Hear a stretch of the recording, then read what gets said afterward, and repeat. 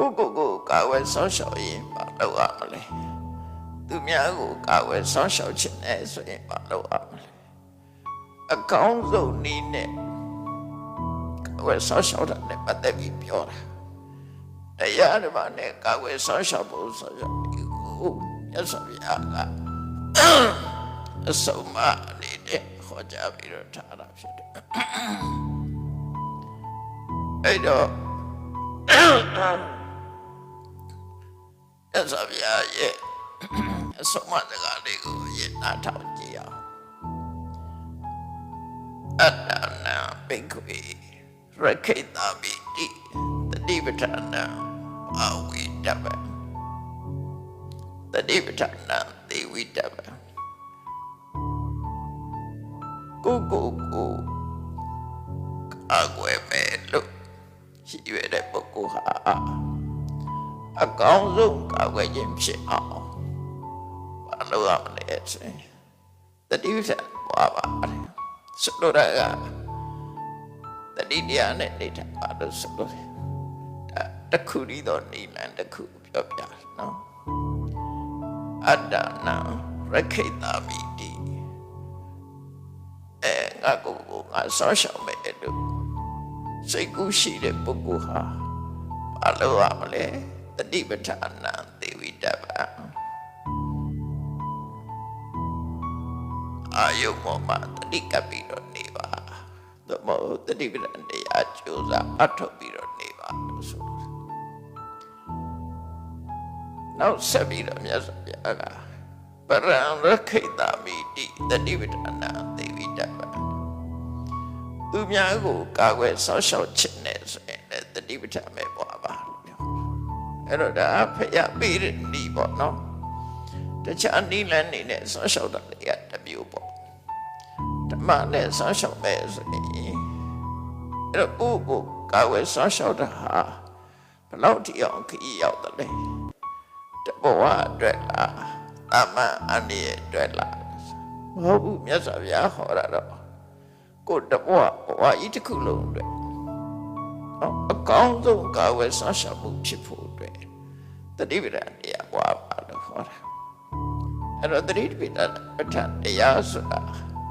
ဘယ်လိုပွားရမလဲဆိုတာကိုဆက်ပြီးတော့ကြည့်ရမယ်သို့တော့မြတ်စွာဘုရားကဒီနေရာမှာဒီစကားနှစ်ခုတာဆုံးမဩဝါဒပေးတာဒီနှစ်ခုကိုအရင်မှတ်သားထားနော်ကို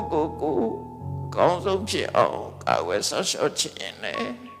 တတိပဋ္ဌာန်တရားအတိုင်းနေထိုင်ခြင်းသုံးပါသူတော်ဘာကိုကာဝယ်ဆောက်ရှောက်ခြင်းနဲ့ဆိုရင်လည်းတတိပဋ္ဌာန်တရားအတိုင်းနေထိုင်ခြင်းသုံးပါတော့အဲ့လိုနဲ့အဓိပ္ပာယ်ကနားလည်သွားကြပါလားလို့ဆိုနားမလည်သေးဘူးနော်နားမလည်သေးဘူးမြတ်စွာဘုရားကအတ္တနာရခန္တောရခတိမိမိကိုယ်ကိုကာဝယ်ဆောက်ရှောက်မယ်ဆိုရင်သူတော်ဘာကိုလည်းကာဝယ်ဆောက်ရှောက်ပြီးဖြစ်ပါတယ်တဲ့ဒီနေ့ကတခြားနည်းနဲ့ပြောတာမဟုတ်နော်အတ္တနာရခန္တောရခတိကိုကာဝယ်ဆောင်းရှောက်ရင်သူများကိုလည်းကာဝယ်ဆောင်းရှောက်ပြီးဖြစ်တယ်တဲ့ပရံရခန္တောအတ္တနာရခတိသူတို့ကိုကာဝယ်ဆောင်းရှောက်လို့ရှိရင်လည်းကိုကာဝယ်ဆောင်းရှောက်ပြီးဖြစ်ပါမယ်ဒါပဲအဆောမဒီတော့တမအချင်းလေးတွေဒီလိုပြောတာနော်အချင်းလေးတွေပြောတာအဲ့တော့ဒါလေးကကိုယ်အတွက်ခိုင်လိုက်လေးတစ်ခုနေနဲ့အချင်းညုံမှရမှာပေါ့နော်ကိုစောင့်ရှောက်ခြင်းဘာလို့အမှလဲဆိုရင်ကိုစောင့်ရှောက်မယ်ဆိုရင်တတိပဋ္ဌာန်တရားနဲ့ကျင့်သုံးနေထိုင်ပါတတိပဋ္ဌာန်တရားကိုကျင့်သုံးနေထိုင်ပါသူတို့ဟာကိုကာဝယ်စောင့်ရှောက်မယ်ဆိုရင်လည်းတတိပဋ္ဌာန်တရားကိုကျင့်သုံးနေထိုင်ပါလေကိုကာဝယ်စောင့်ရှောက်ခြင်းဟာသူတို့ဟာကိုလည်းကာဝယ်စောင့်ရှောက်ပြီးဖြစ်ပါလေသူတို့ဟာကိုကာဝယ်စောင့်ရှောက်ခြင်းတဲ့ကိုကာဝယ်ပြီးသားဖြစ်ပါလေဒီနိလန်ကိုပေးတာဒီသုတ်တန်ကသေတကသုတ်တန်လို့ခေါ်တယ် သေရကဆိုတာရွာကြီးတရွာရဲ့နာမည်ပေါ့နိဂုံလို့ခေါ်တဲ့ရွာကြီးတရွာရဲ့နာမည်အိန္ဒိယနိုင်ငံမှာဘုရားလက်ထက်ကသုံးပါဆိုတဲ့တိုင်းဒေသလေးတစ်ခုရှိတယ်စာပေထဲမှာတော့တွေ့ရခဲ့တယ်ပေါ့နော်ကာတိတိုင်းတို့ကောသလတိုင်းတို့တက္ကတိုင်းတို့အဲ့ဒါမျိုးတွေတွေ့ရတယ်သုံးပါဆိုတဲ့တိုင်းဒေသကိုတွေ့ရခဲ့အဲ့တော့မြတ်စွာဘုရားကသုံးပါတိုင်းဒေသရောက်တဲ့အချိန်မှာသေရကဆိုတဲ့ဏိကုံရွာအနီးမှာတရင်သုံးနေတုန်းကယဟန်တွေကိုဟောခဲ့တဲ့တရားဒါကမတ္တနဲ့မှလို့ပါနော်အဲ့တော့မြတ်စွာဘုရားက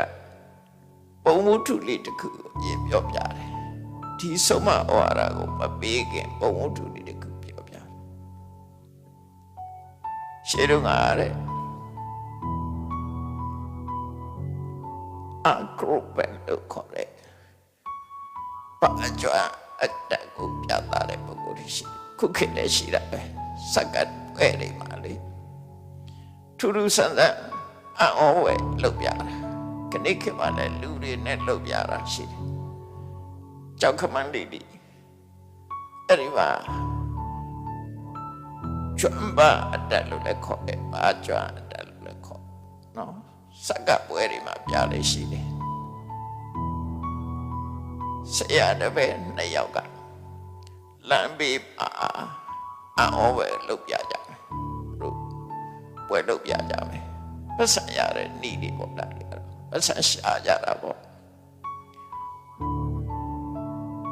အဲ့ဒီပါလို့တော့ဆိုသူတို့လေ့ကျင့်ထားတာဝလုံးတစ်လုံးကိုတော့ရှိတဲ့ဝလုံးတစ်လုံးကိုဆရာကသူ့ပခုံးမောထောက်တာတပည့်ကအဲ့ဒီဝလုံးမောတဲ့အောင်ဝလုံးထိပ်ဖြာမှတပည့်ကရပ်ပြီးကပြအစင်သာကြည့်ပေါ့တဲ့ရေပူဇာလန်တစ်ခုပဲနော်အဲ့ဒီလိုဝလုံးထိပ်မှတက်ပြီးတော့ကားတဲ့အခရိုဘတ်ဆိုတဲ့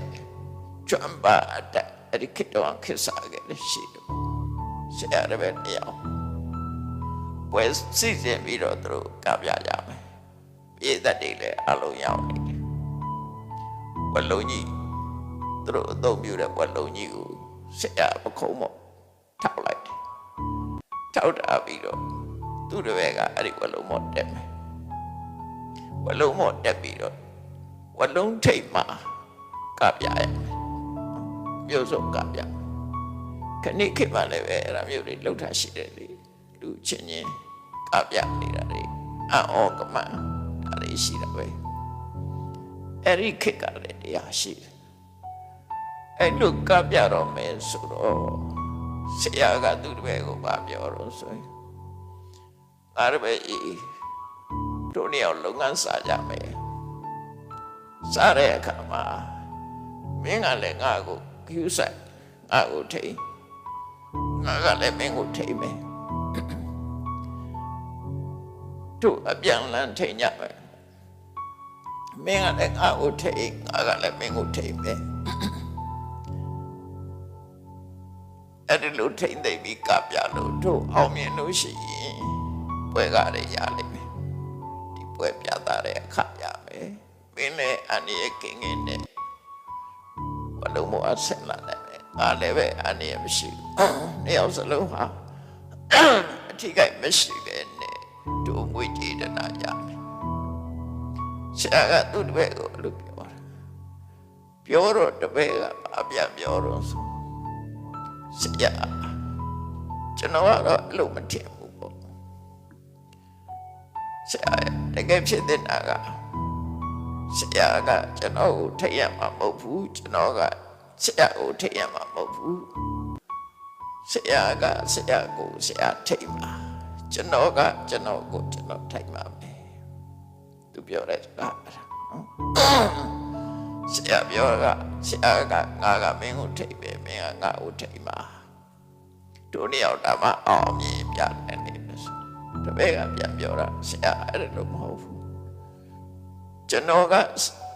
ကျွန်တော်ထိမယ်ဆရာကလည်းဆရာကိုဆရာကိစ္စကျွန်တော်ကကျွန်တော်ဘာဒီကိစ္စမယ်ဆရာကဆရာဘာဒီကိစ္စအဲ့ဒါမှကျွန်တော်တို့လည်းရောက်အောင်မြင်မြင်ပွဲကဖြစ်မှာဖြစ်တယ်အဲ့ဇလန်လေးကိုမြတ်စွာဘုရားပြောပြအဲ့ဒီ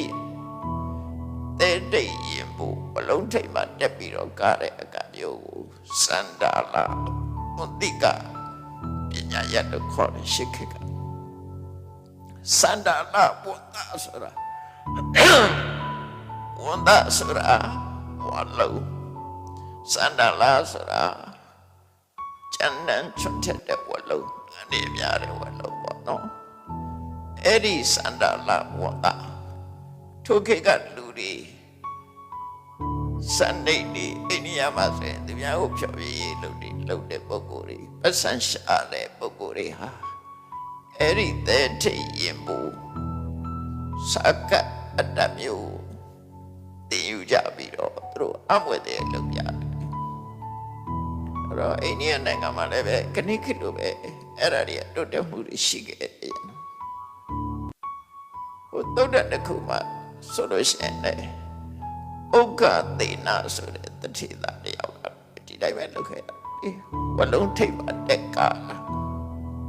ဥက္ကသေနာဆိုတာတကယ်ရတော့သူကတတိသားကပြီးတော့စသပင်နဲ့ဘယ်လိုပါသွားတော့သူနေတဲ့မြို့ကိုစသပင်ဖွဲ့ရောက်လာတော့သူကအဲ့ဒီပွဲသွားချီတာပေါ့ပွဲသွားကြည့်တော့အဲ့ဒီစသပင်ပိုင်းရှင်ရဲ့တပီးကပြတာဟိုသူကသဘောကျပြီးတော့အဲ့ဒီကလေးမလေးကိုမျက်စိကျသွားပြီးတော့သူကတောင်းရနေဆိုပါစို့တောင်းရတဲ့အခါကျတော့ဆက်ဆရာကြီးကပါပြောတော့ဆိုတခြားတွေမတောင်းခုခေတ်တော့ပတ်စံတော့တောင်းလိုက်ပဲထင်တယ်စိတ်သက်စင်သားတို့ပါတော့တောင်းလိုက်ပဲထင်တယ်နော်အဲ့ဒီခေတ်ကတော့အဲ့ဒီဆက်ဆရာကြီးကပါပြောတော့ဆိုကျွန်တော်တို့အသက်မွေးတာကစသဖြင့်နဲ့အသက်မွေးတာဖြစ်တယ်ကျွန်တော်တို့နဲ့တန်းတူစသဖြင့်ဖွဲ့တယ်မှာလိုက်ပါပြီးတော့ဒီကိစ္စတွေဆောင်ရွက်မယ်ဆိုရင်ပေးစားမယ်ပေါ့တရိသာအနေနဲ့ပတ်စံရလို့တော့ပေးစားအောင်အဲ့ဒီကြတော့သူကတထေသာကအဲ့စသဖြင့်ဖွဲ့တယ်လိုက်သွားတယ်တထေသာဘုရားမနေတော့ဘဲနဲ့စသဖြင့်နောက်လိုက်ပြီးတော့သူဘာလို့ရတော့ဆိုပတ်စခွာဖြာသိမ်းခေါ်တာပေါ့သူကကမကရတာအိုးတထေသာဆိုတော့အခုလိုအခရိုဘတ်တွေဘာတွေမလုပ်တတ်ဘူးအဲ့ဒီရေမိုးတွေမကတတ်တော့သူကပတ်စခွာဖြာသိမ်းဘဝနဲ့ပဲလုပ်တော့အဲ့ဒါနဲ့သူတို့အားလေးတယောက်ရလာတဲ့အခါမှာ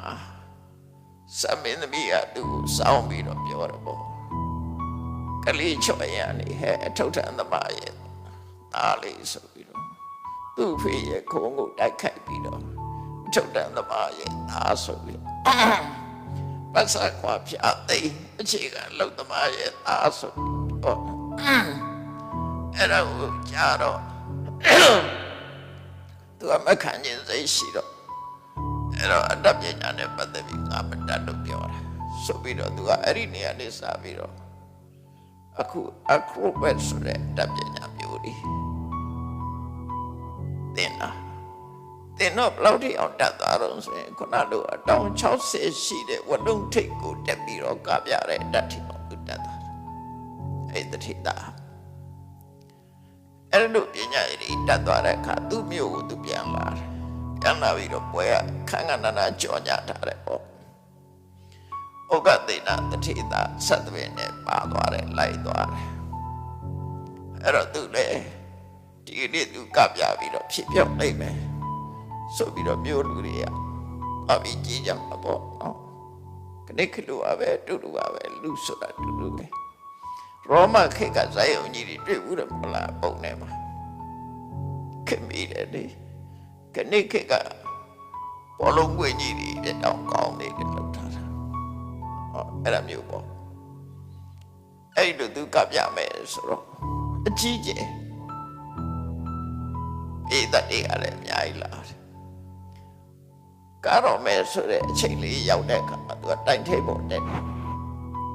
တိုင်ထိပ်ပေါ်တက်လိုက်တာနဲ့မတ်တရလိုက်တာနဲ့တပြိုင်နက်ပရိသတ်ကလက်ခုပ်တွေဝိုင်းတီးကြတယ်နောက်ပရိသတ်ဆိုတာအဲ့တိုင်းပဲလေတခုပြောရင်အော်နဲ့လက်ခုပ်ပြီးဟောရဟစ်ကြတယ်အဲ့ဒီလိုသူ့ကိုတိုင်ထိပ်ပေါ်ရက်ခါရှိသေးတယ်ပရိသတ်တွေကဩဝပေးကြတယ်သူတို့မျိုးကတထေသာကပြတော့မှလဲဆိုတော့အဲ့ဒီလိုဩဝပေးလိုက်တဲ့အချိန်လေးမှာမြတ်စွာဘုရားကဇပွဲကိုရောက်လာတယ်အော်ဆရာက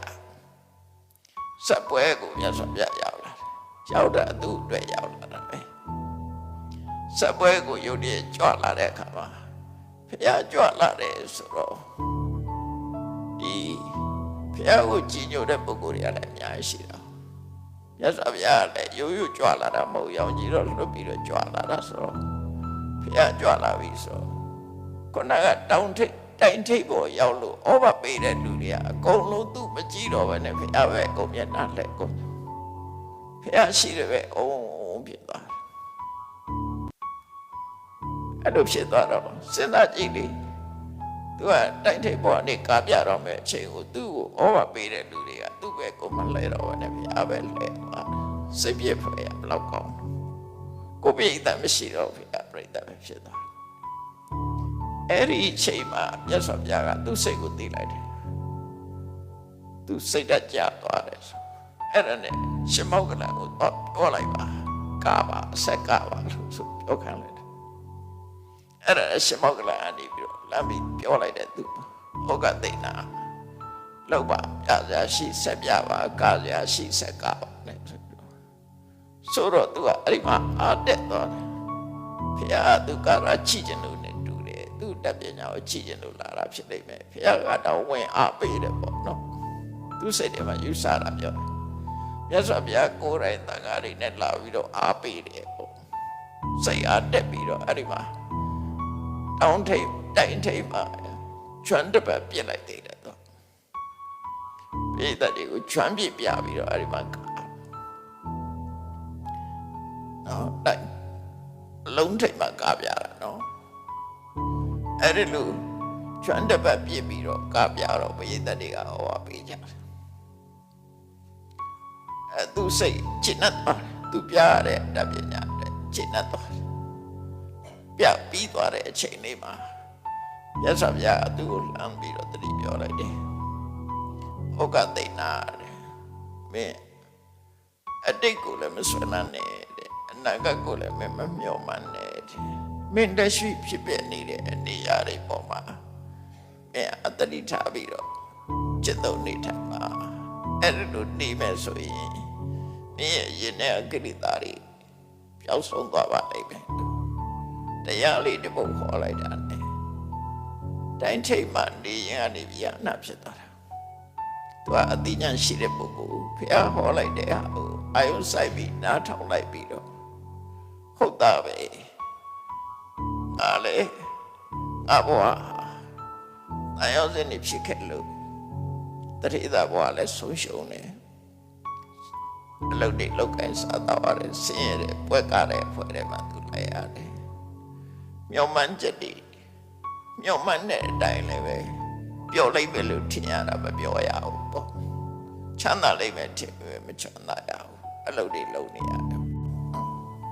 အဲ့တော့မြတ်စွာဘုရားပြောလိုက်တယ်ရှံပုတ်ပိတံဝိသောတေဟိရှေ့ကဟာလိမ့်မယ်ပြမတွေ့နေနဲ့အနာဂတ်ကိုလည်းမျောမနေနဲ့ပစ္စုပန်မှာပဲမင်းအလုပ်လုပ်ချီကိုဘဝကိုပြန်ပြီးတော့ချီအဲ့ဒါဆိုရင်တော့မင်းစိတ်ငြိမ်ချမ်းမှုရလိမ့်မယ်အပွဲသက်ကနေရတာစိတ်ငြိမ်ချမ်းမှုဆိုတာရတာမှမဟုတ်တာသူဆန္ဒဘာဖြစ်သူကိုလူကြည့်စေချင်တာပဲရှိတယ်နော်သူအောင်မြင်တာပဲကြည့်တယ်ဩဝပေးတာလို့ချင်တယ်ပွဲသမားဆိုတာအဲ့တိုင်းပဲလေတချင်းဆိုတဲ့လူကလည်းမလေးလက်ခုပ်ဩပါဒါကိုတောင်းတတာပဲလေ သူ့ဘလောက်ပိဋကကြီးအားပေးတယ်ဆိုကျင့်တဲ့အဲ့ပေါ်မှာသူလည်းကျင့်တတ်တာအဲ့မြတ်စွာဘုရားတရားဟောလိုက်တော့သူ့ရဲ့ပါရမီအတိညာကလည်းထက်မြက်တော့မြတ်စွာဘုရားဟောလိုက်တဲ့တရားကိုအောင်ပြုပြီးသူကတိုင်းထိပ်ပေါ်ကမစင်ခင်ညာနာဖြစ်ပြီးတော့မှတိုင်းကဆင်လာခဲ့အဲ့ဒါဥက္ကတိနာဆလာနော်အခုလည်းပဲဆရာတပည့်ဟာကြည့်နော်ဆရာတပည့်ဟာအဲ့ဒါမျိုးပြတာဟာလေအဲ့တော့ဆရာကပြောလိုက်တဲ့စကားတပည့်ကပြောလိုက်တဲ့စကားဒီနှစ်ခုကိုမြတ်စွာဘုရားနိုင်ရှင်းပြလိုက်တယ်ဆရာပြောတာကမဟုတ်ဘူးတဲ့တပည့်ပြောတာကသဘာဝကျတယ်ကိုပဲထင်ရမယ်သူများကိုပဲထင်ရကိုထင်ရင်သူများလည်းထင်ပြီးသားဖြစ်တယ်ဆိုပြီးတော့အပြန်အလှန်သူများကိုထင်ရင်လည်းကိုထင်ပြီးသားဖြစ်တယ်ဒီတရားကိုဟောတာဒီဩဝါဒနော်အဲ့ဒီအချိန်မှာဒီပုံဝတ္ထုတွေကိုပြောပြပြီးတော့မြတ်စွာဘုရားယဟန်တွေကိုဟောတာဒါကြတော့ပွဲကိန်းနဲ့မှဟောတာမဟုတ်ဘူးအဲ့တော့မြတ်စွာဘုရားဟောလိုက်တာအတ္တနာဘိက္ခဝေရခိတာမိတိယဟန်တို့ကိုစောင့်ရှောက်မဲ့ဆိုရင်တတိပဋ္ဌာန်တရားပဲပွားပါပရံရခိတာမိတိတတိပဋ္ဌာနသေဝိတ္တပါသူများကိုစောင့်ရှောက်မဲ့ဆိုရင်လည်းတတိပဋ္ဌာန်ကျင့်စဉ်အတိုင်းကျင့်ကြကြုတ်ကိုအထောက်ပါကိုစောင့်ရှောက်ရင်လည်းသူများကိုစောင့်ရှောက်ပြီးဖြစ်ပါတယ်တဲ့သူများကိုစောင့်ရှောက်လို့ရှိရင်လည်းကိုစောင့်ရှောက်ပြီးဖြစ်ပါတယ်ဆိုပြီးတော့ဒီနေ့မှာမြတ်စွာဘုရားချက်ဟောတာလေးရတယ်ကောင်းတဲ့အနှစ်သာရပေါ့နော်အဲ့တော့ဘာလို့အောင်မလို့ဆိုဒါဖြင့်ဟုတ်ပြီကိုစောင့်ရှောက်ခြင်းဟာသူတော်ဘာကိုစောင့်ရှောက်ရောက်တယ်ဆိုတာဘာပြောတာလဲမြတ်စွာဘုရားအဲ့ဒါကိုရှင်းတဲ့အခါကျတော့တတိပဋ္ဌာန်တရားတိုင်းကျင့်သုံးနေထိုင်ပါမယ်တတိပဋ္ဌာန်တရားတိုင်းနေတာဟာကိုကျင့်ဆုံးတယ်အဲ့တော့တတိပဋ္ဌာန်တရားဆိုတာတတိထားရမယ့်အချက်လေးချက်ကဘာလို့ဆိုရင်နံပါတ်1ကအမြဲတမ်းကိုတာရေမိုးချိုတန်းဆင်အောင်လုပ်ပြီးတော့ကိုအလှပြင်းနေတာကာယပဲနော်ကာယကိုလှပြင်းတာလူတွေဟာဘယ်သူပဲဖြစ်ဖြစ်တစ်ခုပြင်းတာပဲကိုလှပြင်းနေတာကိုရဲ့ body ပဲ physical body ကိုလှပြင်းတာစပင်းလှပြင်းတာရှိတယ်မျက်စိလှပြင်းတာရှိတယ်နော်အကုန်လုံးဆိုလက်သက်ခြေသက်လှပြင်းတာရှိတယ်နှုတ်ခမ်းလှပြင်းတာရှိတယ်ဝတ်စားဆင်ပြီးဒီကိုယ်လုံးလှအောင်ပြင်းတာရှိတယ်နေ့စဉ်ရေမိုးချိုတန်းစင်ဘာအတွက်လုပ်နေတာတော့ဆိုရင် physical body ဆိုတဲ့ကိုယ်ကာယအတွက်လုပ်နေတာအဲ့ဒီကိုယ်ကာယကြီးပေါ်မှာလူတွေဟာတွေ့တာတတ်မိပြီးတော့နေကြတယ်အဲ့ဒီတွေ့တာတတ်မဲ့မှုကိုဖြောက်ရမယ်ကိုယ်ကာယတွေကအစိတ်ပိုင်းတစ်ခုကိုကြည့်ပြီးတော့ဖြောက်ဖို့ကြိုးစားရမယ်နော်ဖြောက်ဖို့ကြိုးစားရမယ်ဘယ်ဟာပဲဖြစ်ဖြစ်ကိုယ်ကာယတွေထဲမှာတတိပဋ္ဌာန်သုံးပါပြထားတာအဲ့တော့ထွက်လေဝင်လေကိုခြေပြုပြီးတော့လည်းဖြောက်လို့ရတယ်စမေမွေးခြင်းခြေသက်လက်တဲ့ဆိုတဲ့32ကောတာသားကိုကြည့်ပြီးတော့လည်းဖြောက်လို့ရတယ်နောက်တခါသွားတယ်လာတဲ့ထိုင်နဲ့ရိုက်တယ်ဣရိယာပုတ်၄ပါးကိုရှုပြီးတော့လည်းပဲတော့တတိပဋ္ဌာန်တရားပွားလို့ရတယ်နောက်သမ္ပစေညတရားနဲ့လည်းပဲနေထိုင်လို့ရတယ်dead body တို့နဲ့နိုင်ရှင်ပြီးတော့ကိုယ်အသက်ရှင်ရရှိတဲ့ body ကို dead body နဲ့နိုင်ရှင်ပြီးတော့လည်းပဲကိုယ်ရင်ထဲမှာတင်းတယ်တယ်ဆိုတဲ့အတွေးကိုပြောင်းအောင်ကြိုးစားကာယ ानु ပတနာဆိုတာလှတယ်တင်းတယ်တယ်နှစ်သက်စရာကောင်းတယ်ဆိုတဲ့အတွေးကိုပြောင်းအောင်ပွားတဲ့တတိနော်ကိုယ်ကနဲ့ကိုယ်ရဲ့အစစ်မှန်ကိုလူတွေကမသိချင်ဖုံးကွယ်ကြတယ်ကိုယ်လည်းမသိကြသူလည်းမသိကြဘာနဲ့ဖုံးကွယ်တော့ရှေမိုးချိုဖုံးကွယ်နော်ရှေမိုးချိုဖုံးကွယ်တယ်နန္တာတွေလိမ့်ပြီးတော့ဖုံးကွယ်တယ်အလားပြင်ပြီးတော့ဖုံးကွယ်တယ်ဝဆဆင်ရင်ပြီးဖုံးကွယ်ထားတယ်တကယ်တော့ခန္ဓာကိုယ်ကြီးဘယ်သူခန္ဓာကိုယ်ပဲဖြစ်ဖြစ်ညစ်ပတ်ပေးပြီးပု္ပ္ပစောနံနေတဲ့ခန္ဓာကိုယ်တကယ်ပြောမယ်ဆိုရင် မြတ်စွာဘုရားဟောတယ်ကိမိဝိဒ္ဓမုဒ္ဒဂရိတပုံနာဆိုကျင်ကြီးကျင်ငယ်နဲ့ပြည့်နေတဲ့ခန္ဓာကိုယ်လို့ပြောလိုက်တာလေတော့ဒုက္ခနာကိုယ်ထဲမှာအတွင်းကိုမကြည့်နဲ့အပေါ်ယံလေးတွေပဲနော် beauty is skin deep အလှဆိုတာအပေါ်ယံလေးပဲရှိတယ်လို့ပြောတာဒါဟုတ်တယ်မှန်တယ်အတွင်းကဘယ်လိုမှမလှနိုင်ဘူးအဲ့တော့အဲ့ဒီပေါ်မှာလူတွေကဆွဲလန်းပြီးတော့ဖြစ်ပေါ်နေတဲ့ဆွဲလန်းမှုကာမိစန္ဒဆိုတာကိုဖြောင်းအောင်ဒီပေါ်မှာသတိထားတယ်တည်ချာချာစဉ်းစားပါများလို့ရှိရင်စိတ်ပြက်ပြီးတော့ဖြောင်းလာမှာပဲနော်သူကကိုယ်ခန္ဓာကိုယ်အလှပြည့်ပြီးတော့ဆွဲလန်းနေတဲ့ပုဂ္ဂိုလ်တရားကိုနော်စိတ်တိုင်းညဖြစ်လာလို့ရှိရင်လောဘဖြစ်တယ်စိတ်တိုင်းညမဖြစ်လာလို့ရှိရင်ဒေါသဖြစ်တယ်အဲ့ဒါကိုပဲဝိနည်းလောကေဝိဇ္ဇာတော်မနတတကယ်ဖြောက်တာကမ္မထာထုတ်တယ်ဆိုတာကိုယ်ပေါ်မှာတွေ့တာတဲ့လောဘရဲ့စိတ်ပြည့်တဲ့ဒေါသဒီနှစ်ခုပဲဖြောက်ကောင်းမောကဆိုရင်ဒီဖြူလိုက်ရင်စိတ်ညစ်တာပဲလေဆိုးတယ်ကြွယ်ရတယ်နော်ကာကွယ်ကြတယ်မျိုးစုံစိတ်မညစ်တဲ့လူရှိမှာမဟုတ်ပါဘူးညစ်မှာပါဟန်လုပ်ပြီးပြုံးနေတာဖြစ်လိမ့်မယ်တော့တည်တည်ချာချာကြည့်ရင်စိတ်ညစ်စရာကြီးဖြစ်လာတယ်ငယ်ငယ်တော့ယုံမဟုတ်တော့ဘူးခုအပြောင်းသွားပြီဆိုစိတ်ညစ်မှာဒါတွေးရင်စိတ်ညစ်မှာမတွေးရင်တော့သိကြမှာသိမှာပေါ့အဲ့ဒီလိုစိတ်ညစ်မှုတို့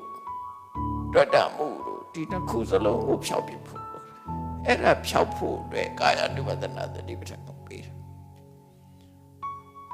အဲ့တော့နောက်တစ်ခုကဘာလို့ဖို့လို့တော့ဆိုကိုဆောင်ရှောင်းမယ်ဆိုရင်ကိုကာယပေါ်မှာတွတ်တမှုပျောက်သွားပြီမဲ့လို့ဘာဖြစ်တော့ဆိုရင်အာယုန်နဲ့တွေ့ရင်စိတ်ခံစားမှုကစိတ်ချမ်းသာတယ်အာယုန်ကိုလက်ခံညင်တယ်နှစ်သက်တယ်ကြည်တတ်တယ်ဒုက္ခဝေဒနာအာယုန်ကိုလက်မခံနိုင်ဘူးအာယုန်နဲ့တွေ့လို့ရှိရင်ဆန့်ကျင်မဲ့ဖြစ်တယ်ဒုက္ခဝေဒနာအဲ့ဒီဒုက္ခဒုက္ခဆိုတဲ့စိတ်ထဲမှာကျဉ်းနှံ့เสียကောင်းတဲ့ခံစားချက်စိတ်ထဲမှာကျဉ်းနှံ့เสียမကောင်းတဲ့ဒီခံစားချက်ခုဟာအလုံးကိုထင်ရှားလာတယ်ထင်ရှားလာတော့လူစိတ်ဆိုတာစိတ်ထဲကပျော်တယ်နေလို့ထိုင်လို့ကောင်းတယ်ဆိုရင်ဘာဖြစ်လာတော့ခုနကပြောတဲ့ရာဂအနုတ္တရာဆိုဖြစ်လာပြန်လောဘဖြစ်တာပဲပြန်ပြီးတော့ခံစားချက်နဲ့လောဘဖြစ်တာပဲလောဘပြန်ဖြစ်လာဒုက္ခဝေဒနာဆင်းရဲတဲ့အခါကျတော့ကိုယ့်ကိုထုရိုက်ပြီးဒေါသဖြစ်ပြန်တယ်အဲ့တော့စိတ်ခံစားချက်ကအကောင်းလာလဲအဆိုးပဲအဆိုးလာလဲအဆိုးပဲအဲ့ဒါကြောင့်ဒုက္ခဝေဒနာရဲ့သဘောတရားကိုသိအောင်ဒုက္ခနုဝေဒနာနုပတနာဝေဒနာအဝေဒနာပဲငါမဟုတ်ဘူးအာယုဝတ္ထုကိုကြောင်းပြုတ်ပြီးတော့ဝေဒနာရဲ့စိတ်ခံစားမှုသာဖြစ်တယ်ငါနဲ့မဆိုင်ဘူးဆိုတဲ့ဝေဒနာနုပတနာဝေဒနာကိုတတိကပ်ပြီးတော့အမှန်သိအောင်ဆင်ញင်သုံးသပ်ရမယ်ဒါလည်းတတိပဋ္ဌာန်တစ်ခုပဲဒုက္ခလို့ထင်နေတဲ့အထင်ပြောက်ဖို့လုပ်ခိုင်းတာဒါနောက်တစ်ခုစိတ်ဓာတ်နုပဒနာလူဆိုတာကိုယ်စိတ်ကိုပြောကြတယ်သူကစိတ်ကောင်းရှိတယ်စိတ်ကောင်းမရှိဘူးစိတ်ထားဖြူစင်တယ်မဖြူစင်ဘူးလည်းပြောကြတယ်ကိုယ်စိတ်လေးကိုကိုယ်အပေးတယ်နော်ဒေါသထွက်တဲ့လူကတော့ငါစိတ်လာမစမ်းနဲ့လို့လုပ်သေးတာသူကအဲ့တော့ကိုယ်စိတ်ကိုသူကဘာထင်းနေတော့ဆိုမွေးလာတော့ကလည်းဒီစိတ်ပဲအခုလည်းဒီစိတ်ပဲအစိတ်ဟာပြောင်းလဲမရှိဘူးသာဝရလို့စိတ်ကထင်လာအဲ့ဒီထင်လာတဲ့ဟာမဟုတ်ဘူးစိတ်ဆိုခုဖြစ်ခုပြတ်သွားတာအလုံးလင်းမြန်နဲ့နှုံတာနဲ့ဖြစ်ပြီးပြတ်သွားတယ်ဆိုတဲ့သဘောတရားကိုသိရှိနားလည်ဖို့အဲ့ဒါကိုမသိလို့ရှိရင်ရဲတယ်လို့ထင်ပြီးတော့စိတ်ပေါ်မှာကျဉ်းနှံ့စရာဖြစ်လာမယ်လောဘဖြစ်လာမယ်စိတ်ပေါ်မှာဆန့်ကျင်လာတဲ့ဒေါသဖြစ်လာတယ်အဲ့ဒီနှစ်ခုမဖြစ်ဖို့အတွက်စိတ်ဓာတ်နုပဒနာကိုပွားပါလို့ပြောတယ်စိတ်နဲ့ပတ်သက်လာအဲ့တော့ကာယနဲ့ကတစ်ခုဝေဒနာနဲ့ကတစ်ခုစိတ်နဲ့ကတစ်ခုနောက်ခန္ဓာကိုယ်မှာဒါရင်ရှိတာမဟုတ်ဘူးကြံတဲ့မျိုးစုံရှိသေးတယ် အဲ့ဒီဉာဏ်တွေကိုအလုံးခြုံပြီးတော့ဓမ္မနုပဒနာလို့ပြောတာအဲ့တော့ဒီအာယုန်နဲ့ပတ်သက်ပြီးတတိမလွတ်စေနဲ့လို့ပြောတာနော်တတိထားပါကာယနဲ့ပတ်သက်လဲတတိထားလိုက်ပါကာယနဲ့ပတ်သက်တတိထားတယ်ညီဥပေးတယ်အနုပဒနာဆိုတာသူ့တဘာဝကိုသိအောင်ကြိုးစားတာစဉ်းကျင်သုံးသပ်တာခေါ်တယ်ဝေဒနာကိုလည်းတတိထားပါစိတ်ခံစားချက်ကိုတတိထားပါကိုယ်စိတ်ကိုလည်းတတိထားပါကျန်တဲ့ခန္ဓာကိုယ်မှာဖြစ်ပျက်တဲ့အရာတွေအလုံးကိုတတိထားပါပါရီတုံးဆိုအတွေးတွေလည်းတတိထားပါလောဘလည်းတတိထားပါဒေါသလည်းတတိဓမ္မနုပဒနာကြတော့ကျန်တာတွေကုန်ပဲလေနော်ကျန်တဲ့တရားတွေအလုံးကိုခြုံကိုပြောလိုက်တာလေးခုနဲ့ပြီးအောင်ပြောထားတာထင်ရှားတာကိုပြောတာအဲ့ဒီလိုတတိပဋ္ဌာန်ကိုပွားပါလို့ကိုစောင့်ရှောက်ရင်သူများကိုစောင့်ရှောက်ပြီးဖြစ်တယ်ဆိုတာဘယ်နည်းနဲ့ဖြစ်တာတော့လို့မြတ်စွာဘုရားကရှင်းပြတဲ့အခါမှာအာသေဝနာယဘာဝိတာယဘဟုလိကမေနာတဲ့အခုပြောတဲ့ကာယ ानु ပဒနာတတိပဒံဝေဒနာ ानु ပဒနာတတိပဒံစိတ် ानु ပဒနာတတိပဒံဓမ္မ ानु ပဒနာတတိပဒံဆိုတဲ့ကာယဝေဒနာစိတ်ဓမ္မလို့ဆိုတဲ့ကိုယ်ခန္ဓာကိုယ်နဲ့ပတ်သက်ပြီးဆက်ဆက်ကိုယ်ဘဝနဲ့ဆက်ဆက်ဖြစ်ပေါ်နေတဲ့အရာတွေကိုတတိကပ်ပြီးတော့ရှုမှတ်နေပါလို့ပြောတာအဲ့ဒါလို့ရှုမှတ်နေခြင်းဟာကိုယ့်ကိုစောင့်ရှောက်နေတာပဲဖြစ်တယ်ကိုစောင့်ရှောက်ကာဝယ်စောင့်ရှောက်ထားသည့်အတွက်ကြောင့်ကိုဟာသူတို့ဟာကိုအန္တရာယ်ပေးတဲ့ပုဂ္ဂိုလ်မဟုတ်ဘူးမဟုတ်တော့သူများကိုလည်းစောင့်ရှောက်ပြီးသားဖြစ်သွားတယ်ကိုကကောင်းအောင်နေခြင်းဖြင့်သူများကိုဒုက္ခမပေးတဲ့လူဖြစ်တော့သူများကိုလည်းကာဝယ်စောင့်ရှောက်ပြီးသားဖြစ်တယ်ဒါဟုတ်တယ်လေနော်အဲ့တော့ကိုကာဝယ်စောင့်ရှောက်ပြီးသူတို့ကိုကာဝယ်စောင့်ရှောက်ဖို့ဆိုတာတတိပဋ္ဌာန်တရား၄ပါးနဲ့နေပါလို့ပြောတာမြတ်စွာဘုရားဒါတီးတဲ့ကောင်းတဲ့အဆုံးအမဆိုတာမရှိဘူးနော်နေနိုင်တာမနေနိုင်တာအသာရှာတီးတဲ့ကောင်းတဲ့အဆုံးအမဖြစ်အဲ့တော့ကိုဘာတွေကကာဝယ်တာတော့ဆိုရင်လောဘမဖြစ်ဖို့ကာဝယ်တယ်ဒေါသဖြစ်ဖို့လောကကြီးမှာခဏပြဿနာတက်နေတာဘာတွေကြောင့်တက်တာလူတွေကြောင့်တက်တယ်လို့ထင်နေကြတာမဟုတ်ဘူးလူတွေရဲ့တဏ္ဍာမှာရှိလောဘဒေါသတွေကြောင့်တက်တယ်လောဘမရှိဘူးဒေါသမရှိဘူးဆိုရင်ဒီလူကလူတိုင်းကလူကောင်းပဲလူကောင်းကပြဿနာမတက်ဘူးလေကိုလည်းချီအမှန်ချိန်မျိုးမှာသူများကိုအနေနဲ့လုံးမလို့မဟုတ်ဘူးလေဒေါသဖြစ်ရင်လုပ်ပြီးလေလောဘဖြစ်ရင်လည်းလုပ်ပြီးလေအဲ့တော့ကိုအရင်ဆောင်ရှောက်ဆိုတာကိုယ်တဏ္ဍာနဲ့မှာအောက်သူတွေမဖြစ်အောင်ရင်ထိန်းတာဒါတတိပဋ္ဌာန်တရားနဲ့ထိန်းတယ်လို့ပြောတာနော်ဒါကတစ်ခုနောက်တစ်ခါမြတ်စွာဘုရားအပြန်လာယဟန်တို့သူများကိုစောင့်ရှောက်ခြင်းဖြင့်ကိုစောင့်ရှောက်တယ်ဆိုတာဘာလို့လဲ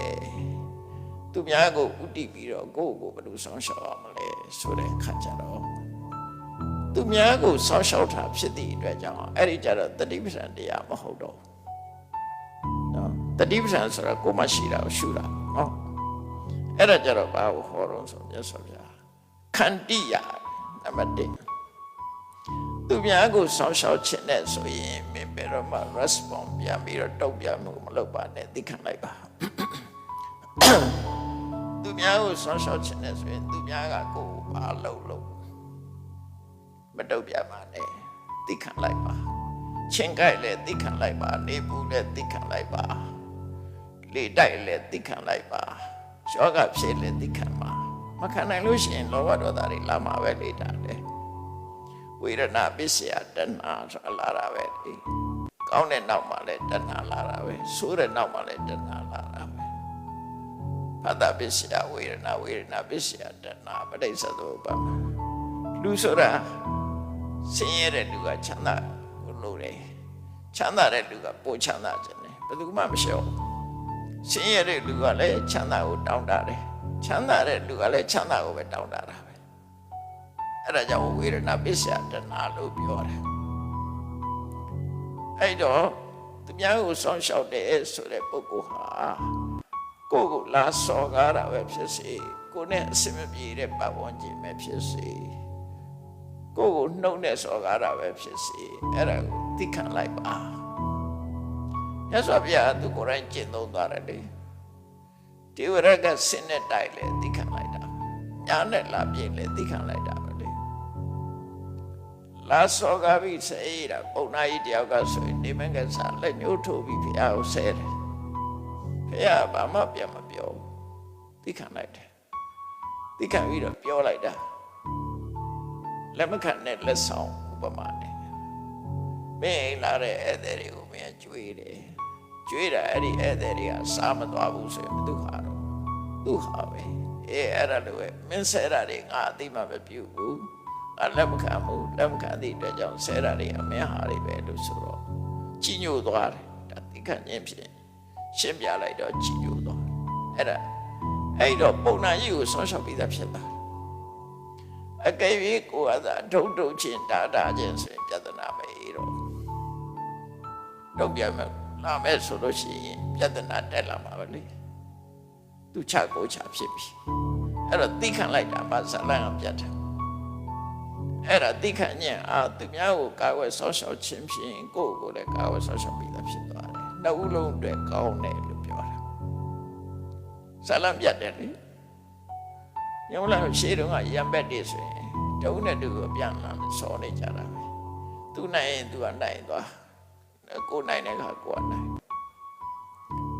သမင်းဖြစ်လိုက်ကြားဖြစ်လိုက်ဆိုလို့ကြားဖြစ်လိုက်ကြားဖြစ်လို့ရှိရင်သမင်းသတ်စားသမင်းကတခါကြားဖြစ်တော့သူသတ်စားအဲ့လိုပြန်လာနေဖြစ်တယ်ကျက်လက်ကပြန်လှုပ်နေကြတာမဆုံးနိုင်တော့လောကကြီးမှာရန်ကိုရန်ချင်းတုံလို့ကတော့ဘယ်တော့မှမဆုံးဘူးမဆုံးသည့်အတွက်ကြောင့်ကိုယ်လည်းနစ်နာမယ်သူလည်းနစ်နာမယ်ကိုယ်လည်းကာကွယ်ရမရောက်တော့ဘူးသူကိုလည်းကာကွယ်ရမရောက်ဒါကြောင့်မြတ်စွာဘုရားသီးခံခြင်းဖြင့်သူများကိုဆောင်းရှောက်ပေးလိုက်ရင်ကိုယ်လည်းဆောင်းရှောက်ပေးတာဖြစ်ပါတယ်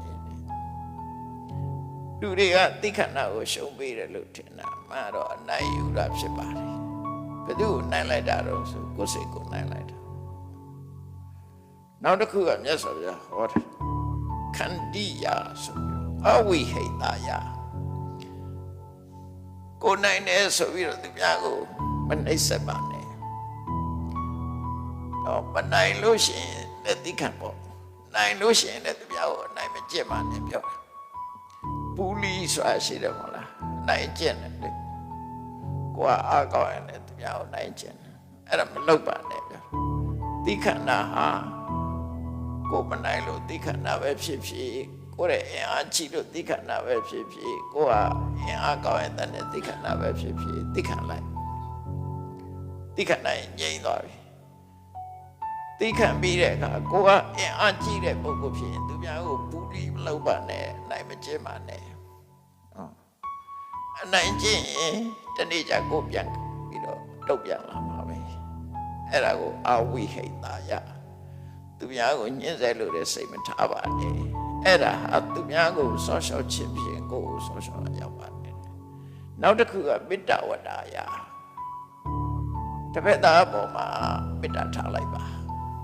သူကျိုးစီပွားကိုလိုလားတဲ့မိတ်ဆွေစိတ်ကိုမွေးလိုက်ပါရန်သူဖြစ်နေရင်ချက်လက်ကံဖြစ်နေမှာပဲသူကချကိုကချအဲ့တော့မိတ်ဆွေစိတ်ဓာတ်ထားလိုက်ပါမိတ်ဆွေဖြစ်အောင်နေလိုက်ပါဆိုတော့သူ့ပေါ်မှာလည်းဒေါသဖြစ်တော့ကိုမှလည်းဒေါသဖြစ်အဲ့တော့သူလည်းညိတ်ကိုလည်းညိတ်နှစ်ယောက်စလုံးကအနည်းကင်းသွားကြကိုလူကလည်းကိုလာလှုပ်ပါလားဆိုရင်ဒါတပြင်းပြင်းတုတ်တပြင်းပြင်းပေါ့ဒီလူကလည်းငါလာလှုပ်တယ်ဆိုကိုကစားလှုပ်ရင်သူများလည်းပြန်လှုပ်မှာပဲလေအဲ့တော့မေတ္တာပွားလိုက်တာနဲ့တပြိုင်တည်းဇာလန်ကပြတ်သွားနောက်တစ်ခုကျတော့အနုတ္တယတာယ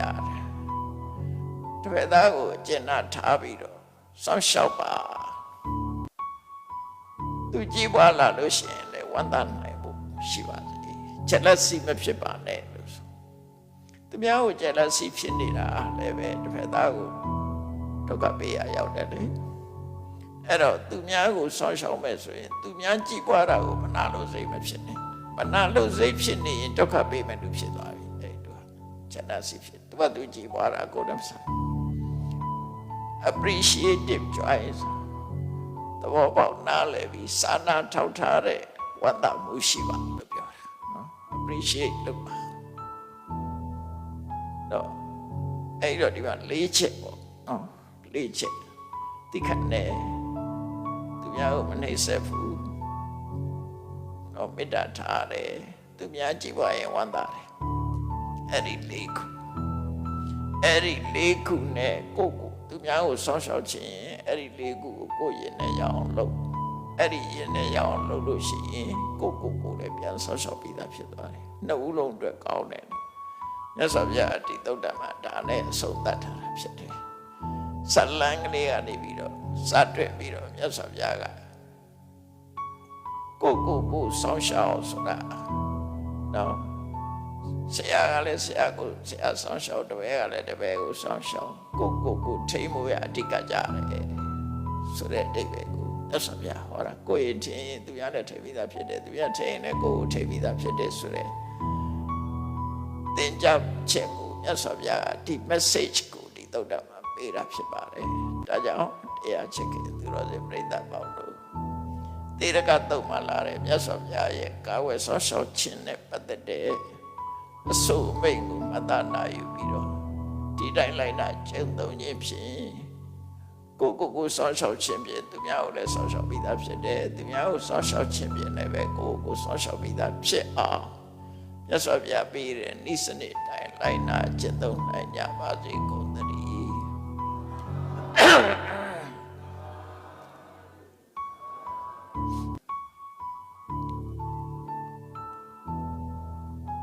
ရှိတဲ့ချာကြောင့်ရှင်ဖရာတွေတော်တို့သည်ဓမ္မအတိညာရရှိမှသာလျှင်နိဗ္ဗာန်ချမ်းသာကိုမျက်မှောက်ပြုနိုင်ပါသောကြောင့်ဓမ္မအတိညာရရှိစေရန်ရှိတန်ကြလျက်ဓမ္မသဘင်စင်ကျင်ပါပြုလုပ်ကြ၍အမတဒါနဓမ္မဒါနတရားလှူတော်ကိုပေးလူကြပါကုန်၏တရားတော်မြတ်ကိုကျိုးသိလေးမြတ်စွာမမတ်သာအာယုံထားလျက်နာကြားကြပါကုန်၏တရားတော်မြတ်ကိုတတ္တဗဝတ္ထုစုစုတို့ဖြင့်ပူဇော်ကြပါကုန်၏ယနေ့ယခုအထုပ်ပြုလို့ရသောဤကောင်းမှုသည်နိဗ္ဗာန်ချမ်းသာ၏အကြောင်းထောက်ပံ့ဖြစ်ပါစေတည်းဤကောင်းမှု၏ဖို့ပါကကိုအမိအဖအဖို့ဖွာဆွေမျိုးညာတိတို့အားကုသိုလ်အမြတ်ဝေငှပါကုန်၏သာသနာတော်ဆောင်နှင့်လောကဆောင်နှင့်တို့အားကုသိုလ်အမြတ်ဝေငှပါကုန်၏32ဘုံကျင့်နေကုန်သောလုံးစုံများစွာတတ္တဝါတို့သည်ကုသိုလ်အမြတ်ကိုယ်စီရကြကုန်သည်ဖြစ်၍ကိုယ်စိတ်နှပြချမ်းသာကြသည်ဖြစ်ကြပါစေကုန်သတည်း